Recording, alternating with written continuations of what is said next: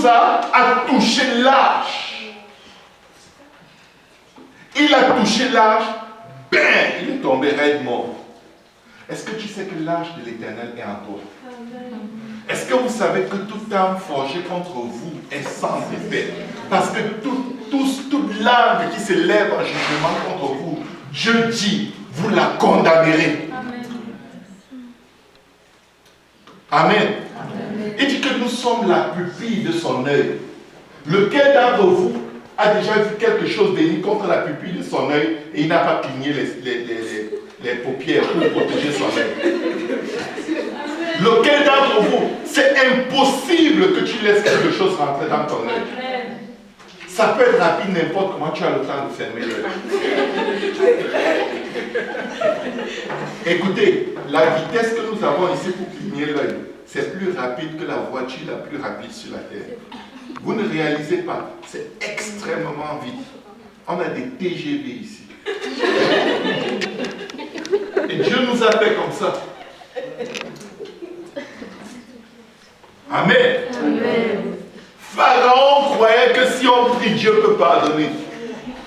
Pharaon savait que si tu pries, tu as une nouvelle chance devant Dieu. Quand Moïse a prié, qu'est-ce que le Seigneur a fait? Oh, Dieu a dit non. Pharaon là, c'est bon comme ça, non, ça suffit. Non. Moïse a prié et Dieu a exaucé la prière de Moïse. Amen. Dieu a exaucé sa prière. Amen. Priez l'Éternel pour qu'il n'y ait plus de tonnerre et de grêle, et je vous laisserai aller, et l'on ne vous retiendra plus. Waouh! Et il est en train de le dire, et je vais vous dire une chose, il le pensait. Sauf que Dieu est venu endurcir son cœur. Écoutez, c'est plus fort que Satan. C'est Dieu qui l'a maudit de ne jamais te laisser tranquille. Pour que tu lui donnes des coups. Pour que chaque fois que tu ouvres le portail, tu frappes, bah, tu fermes, tu ouvres, bah, tu ouvres, bah. Il ne peut ne pas venir, il va toujours venir, il est maudit. Il dit, il va me frapper, mais il vient. Amen. Il est maudit de t'attaquer. Et toi, tu es béni de toujours le frapper. Amen.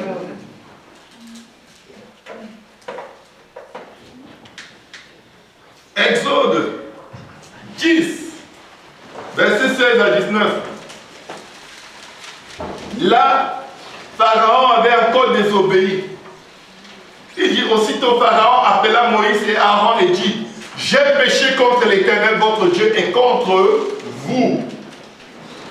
C'est pas parce que les membres de vos familles ou les gens qui vous persécutent vont vous demander pardon que vous devenez leurs amis. Ils vont encore le faire, c'est plus fort que... S'ils ne reçoivent pas le baptême du Saint-Esprit, oubliez la fin, ils n'ont pas changé. C'est plus fort que eux. Il ne faut pas qu'ils disent, oh vraiment je regrette, vraiment il faut prier pour moi. Et tu viens, oh, oui.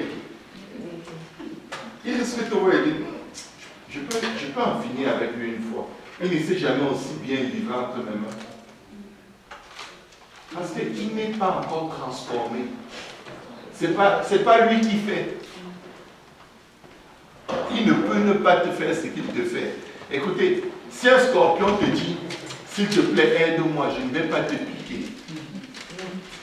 Il va te piquer, c'est sa nature. Dès qu'il touche quelque chose, il pique. Amen. Amen. Tu dois prier que ces pinces soient d'abord coupées avant de dire oui. Je peux t'aider sans courir de risque de me faire décimer. Pharaon appela Moïse et Aaron, Exode 10, verset 16 à 19, et dit, j'ai péché contre l'Éternel, votre Dieu, et contre vous. Mais pardonne mon péché cette fois seulement, et priez votre Dieu afin qu'il éloigne de moi encore cette plaie mortelle. Waouh! Pharaon te conseille de prier. Il te dit, même si je suis méchant n'importe comment, s'il te plaît, prie pour moi. Il y a des gens qui vous ont fatigué, que ce soit au travail, à l'école, mais quelque chose en eux leur dit, s'il te plaît, prie pour moi. Je te déteste tellement. Si je trouve même moyen de te tuer, je vais te tuer, mais prie pour moi. J'ai une haine pour toi qui me dépasse. C'est tout ce que je sais faire. Tu détester à mort. Est-ce que tu peux prier pour moi? Mais si je trouve l'occasion, je vais te tuer.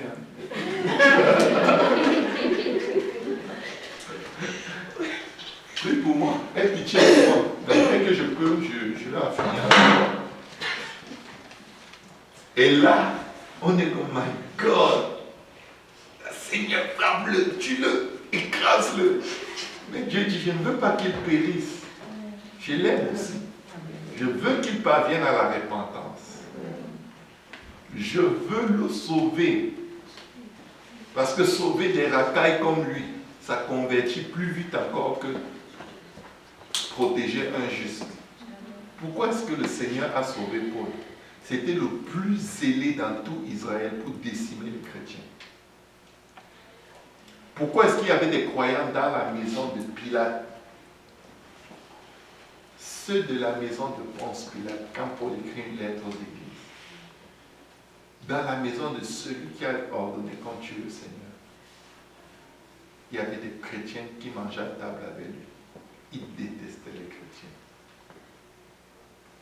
Dans la maison de César, l'empereur César, qui piochait les chrétiens et les planchait comme des torches, on versait le goudron sur eux et on les allumait.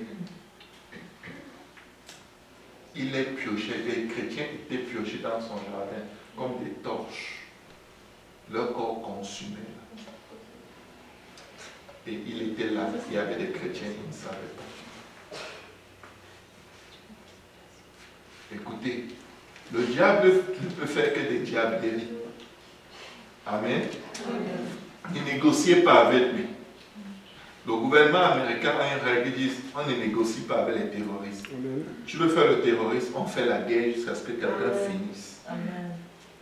Ne faites pas d'alliance avec le diable. Ne dis pas, oh non, il faut que j'arrête de prier pour qu'il me laisse tranquille. Beaucoup sont arrivés à cette conclusion. Quand je prie, je n'arrive plus à dormir. Donc il faut que je ne prie plus. De quoi est-ce que tu parles? Le diable sait que tu es efficace quand tu pries. Et il utilise l'intimidation. Mais ici, le diable dit, priez pour moi.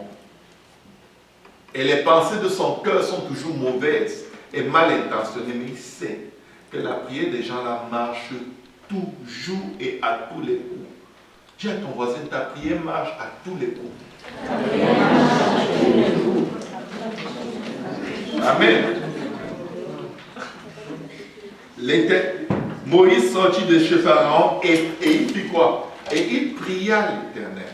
Souvent, quand des gens qui ne connaissent pas Dieu, même les gens qui connaissent Dieu vous demandent de prier, s'il vous plaît, priez. Priez. Ça te coûte quoi? Rien. Juste prier. Amen. Et qu'est-ce qui se passe? L'Éternel fit souffler un vent d'Occident très fort. Écoutez, Dieu va faire souffler un vent très fort pour délivrer qui? Pharaon. Parce que qui a prié? Moïse. Peu importe dans quoi ton ennemi est en train de passer, quand tu pries, Dieu le délivre. Amen. Mais pourquoi est-ce que Dieu nous demande tout le temps de prier pour nos ennemis? Parce que ton ennemi ne peut rien te faire. Il peut juste être ton ennemi et essayer toutes les possibilités qu'il a. Mais il va toujours tomber sous ton pouvoir si tu pries. La Bible dit dans Matthieu 5, versets 44 à 45, « Mais vous, je vous dis, aimez vos ennemis, bénissez ceux qui vous maudissent, faites du bien à ceux qui vous haïssent. » Waouh! Faites du bien à ceux qui vous haïssent Quelqu'un te dit, je t'aimerais et je souhaite que tu sois mort. Et Dieu te dit, fais-lui du bien. Matthieu 5, verset 44 à 45. Faites du bien à ceux qui vous haïssent. En fait, c'est ça ta puissance. C'est là-dedans que ta vraie puissance se trouve. Ta puissance n'est pas dans la colère. La Bible dit que la colère n'accomplit pas la justice de Dieu. Quand tu te fâches de ton ennemi, tu n'as rien compris. C'est toi qui as Dieu de ton côté. Si Dieu est pour nous, en fait, c'est comme si une petite fourmi te pique. Tu te fâches tellement que tu vas chercher une masse, un gros marteau. Tu dis, tu vas me voir. C'est une fourmi. Tu as le marteau. Tu sais ce qui va se passer quand tu vas vouloir la tuer? Tu vas casser ta maison. La dimension de la puissance que Dieu a mis en nous est juste extrêmement grande comparée à ce que Satan est. C'est juste trop grand. Il dit, je vous ai donné le pouvoir de marcher sur les serpents et les scorpions et contre toute la puissance de l'ennemi. Un seul être humain met le prince des ténèbres à terre. J'ai dit un être humain, même pas encore un ange. Juste un être humain qui connaît son Dieu et qui prie. N'oubliez jamais une chose. Quand vous priez, Satan est à terre. C'est une loi établie par Dieu. 1 plus 1 font combien? 2, n'est-ce pas? C'est comme ça que ça marche. Ça ne peut ne pas être 2. Tiens ton voisin, prie. Prie. Ça marche. Amen. Il dit, faites du bien à ceux qui vous haïssent et priez pour ceux qui vous maltraitent et qui vous persécutent. Pourquoi? Il y a toujours une raison à cela. Afin que vous soyez fils de votre Père qui est dans les cieux. Ce caractère, cette façon de se comporter vis-à-vis de ton ennemi montre que tu connais ton Père. Tu n'es pas impressionné par le mal. Tu es en train de dire à Satan, tu ne vas pas me contaminer avec ton mal. Tu es en train de dire à la personne, ta méchanceté là, je ne vais pas la copier. Moi, je suis de Dieu. Qu'est-ce qui prouve que tu es de Dieu? Le Seigneur dit, vous les reconnaîtrez par leurs œuvres. C'est ce que tu fais qui prouve que tu es de Dieu. Ce n'est pas toujours ce que tu dis. Ce que tu dis vient de Dieu. Ce que tu fais montre que toi, tu es de Dieu. Parce que quelqu'un qui ne vient pas de Dieu, quelqu'un qui n'est pas de Dieu, peut dire des choses qui viennent de Dieu. La femme qui avait l'esprit de Python disait des choses qui viennent de Dieu. Mais elle n'était pas de Dieu. Elle était de qui? De Satan. Elle avait un esprit de Python par lequel elle prophétisait. Alors elle disait les choses de Dieu, mais elle ne faisait pas les choses de Dieu. Elle faisait